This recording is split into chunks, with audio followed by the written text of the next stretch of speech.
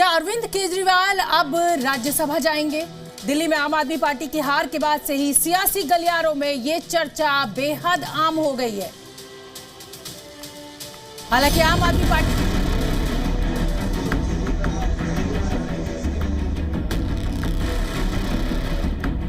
क्या केजरीवाल राज्यसभा जाएंगे? राज्यसभा वाली क्यास क्या है आपके राज? केजरीवाल के आगे का प्लान क्या? दिल्ली चुनाव के बाद से ही आम आदमी पार्टी के संयोजक अरविंद केजरीवाल मीडिया के कैमरों से नदारद हैं। हार के बाद पार्टी में कई तरह की खबरें चल रही हैं। ऐसे में सबसे बड़ा सवाल यह है कि आखिर केजरीवाल का अगला प्लान क्या होगा? फिलहाल केजरीवाल सिर्फ आम आदमी पार्टी के संयोजक हैं। उनके पास कोई भी संवैधानिक पद नहीं है। ऐसे में अगर शराब घोटाले या फिर किसी अन्य मामले में उनकी गिरफ्तारी होती है तो उनकी मुश्किलें बढ़ जाएंगी। ऐसे में अब कयास लगाए जा रहे हैं कि केजरीवाल राज्यसभा का रुख कर सकते हैं, लेकिन पार्टी लगातार इन कयासों को नकार रही है।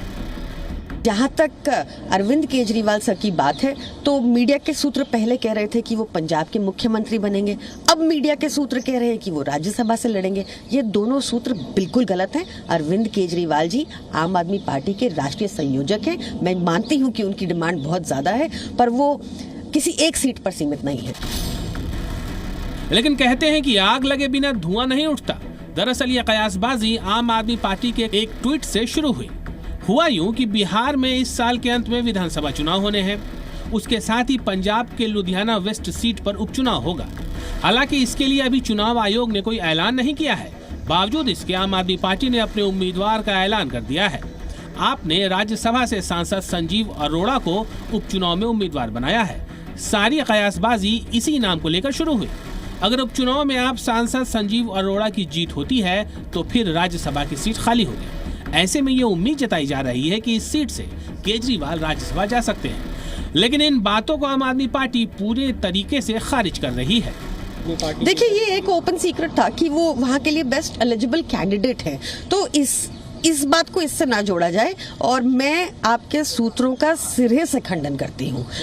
ऐसा कुछ भी नहीं है। अरविंद केजरीवाल जी की बहुत ज्यादा डिमांड है, हमें ये पता है, पर अरविंद केजरीवाल जी सिर्फ एक सीट पर सीमित वाले व्यक्ति नहीं हैं, वो पूरे देश के हैं।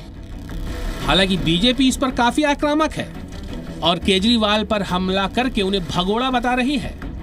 कोई भी व्यक्ति यदि ऐसा करता है तो दिल्ली वाले फिर ये कहेंगे कि वो भगोड़ा हो गए हैं, कि दिल्ली में यदि दाल नहीं गली तो वो पंजाब जा रहे हैं।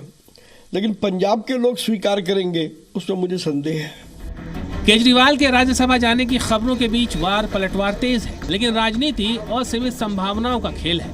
यहाँ कभी भी कुछ भी हो सकता है। किसी को पता था जो पार्टी साल 2013 में कांग्रेस के खिलाफ चुनाव लड़कर सत्ता पर काबिज होने वाली पार्टी साल 2024 लोकसभा चुनाव में उससे ही गठबंधन कर लेगी। यही कारण है कि राजनीति में किसी भी संभावना को नकारा नहीं जाता है। ब्यूरो रिपोर्ट, जी मीडिया।